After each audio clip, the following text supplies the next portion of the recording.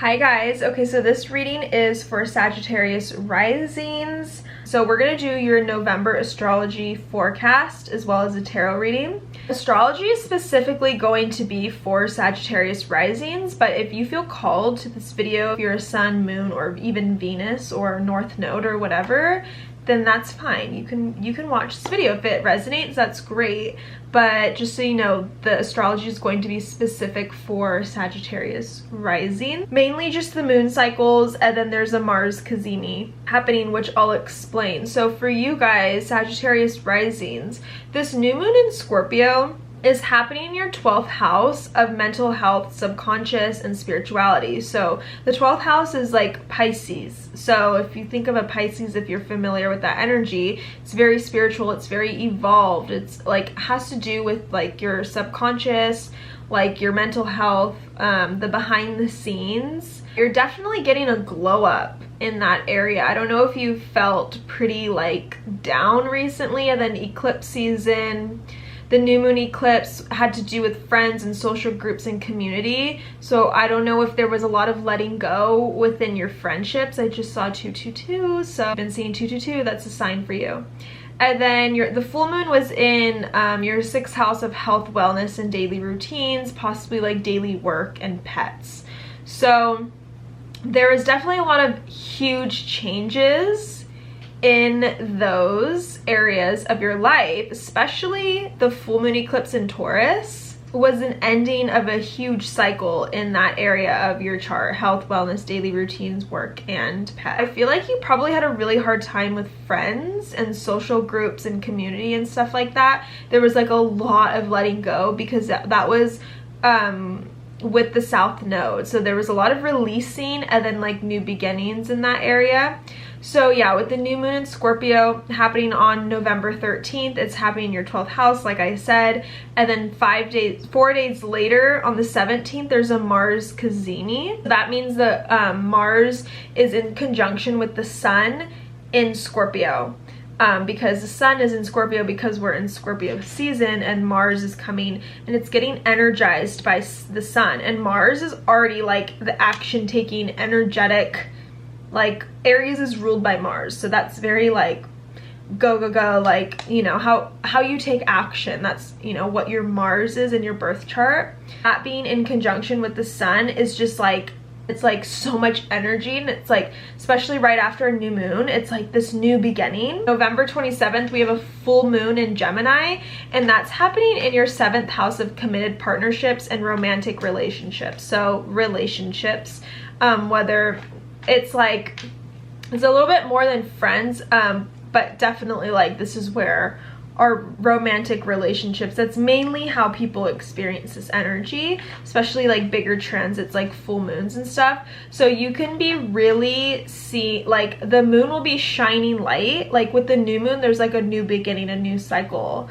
And then the full moon, it's shining light on something in this area of your chart that began 6 months ago in the new moon in Gemini, and it's really asking you to take a look at what this is and either to pivot, to release something, to let go of something. It could be like releasing something physical out, like say you were working on a project, it's like releasing, or like really like letting go and releasing and like putting an end to something. Or it could be like certain patterns that don't serve you anymore. I'll also have guides to each of these for each rising sign, so if you want, when the time comes and you want to dig in to this and really capitalize on the energy, you can have that. I have them very affordable, and you can also seek extra guidance through tarot readings. You can book one with me if you'd like. They're video recorded, so they're super like convenient. Let's get into the tarot. Okay, so there's a new beginning that you're being asked to take, and I almost feel like it's in relationships. There's something here that's not balanced, and that's why the full moon will shine light on whatever this is that you need to let go of or release. With the full in reverse, it's like taking that leap of faith, but like on like wiping the slate clean in a way, so you can move forward and like Here's that Ace of Pentacles, that new beginning on the physical realm, which then we have Libra here, so it's definitely 7th house energy. Let's see. Oh, there's something else popping out. Okay, so the Death card. You could have Scorpio energy. There's something here that you're needing to release and like put to an end. And it could be as simple as like a belief or a pattern, a behavior, or it could be like a whole relationship. Yeah, you're needing to walk away from something. For some of you, it will be like letting go of a relationship. And that makes so much sense because in December you have a new moon in your 1st house, which is self-identity and body. So it's like you're gonna have a glow up, like you're going to feel an identity shift, and it's probably going to be triggered by walking away from a relationship. And then you have the Queen of Cups, so like walking away and digging deeper into what fulfills you spiritually, like all levels, emotionally. This is so relationship based. So I'm curious what's going on. You guys have to let me know. You definitely need like mental rest though. Like I feel like it's really weighing on you with the Strength card. Know that you have enough strength to get through this, but you need to, like, I'm hearing you need to conserve your energy. So like the strength you have, you need to conserve that. So like resting, meditating, maybe like going on a vacation, but like quieting the mind. And I feel like the reason why you can't quiet your mind is because of a certain relationship. Okay, let's get guidance moving forward.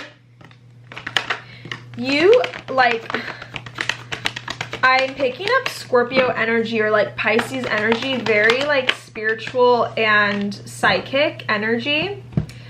So you have clarity on what to do. You know, like maybe in the past you didn't have clarity, but you definitely know exactly what you need to do. It's like this deep inner knowing, and it's like just an intuitive like hit you get. It's just like a deep inner knowing, but you need to stay strong in that. Again, we have the Strength card here. You need to stay strong in that because the Page of Cups, you could not be following your intuition, which is going against your self-love, going against like what you deserve. So stay strong in that. I feel like I said, there's a lot of relationship stuff happening, and that can really, yeah, we have the Empress and the Three of Swords. So it can like be really like emotionally disappointing. It can feel like you don't have like your confidence. It can just really mess with your self-love. But I think things will get easier come December. Like I feel like from the full moon on November 27th to December 12th, there's going to be this like transition period. Like with the Death card, there's like death or the ending of something, and then transition period, and then a new like rebirth, like a new beginning. And so I think that time period might be a little bit hard, and that's when you're going to be tested in your self-worth and working on your self-worth and all that. But I think things will definitely lighten. And then December 26th will be in your 8th house, which is ruled by Scorpio. There's a lot of Scorpio energy here. And that's all about like transformation. It has to do with other stuff, and you can come back and see that reading. But there's just a lot of transformation happening, like with Scorpio energy coming. Yeah, there's just a lot. So that's kind of your story for November and kind of the end of the year. You'll have to let me know if this is resonating. Again, I'll have guides to help you capitalize on all this energy linked in the description. I will see you guys back in December for your next reading.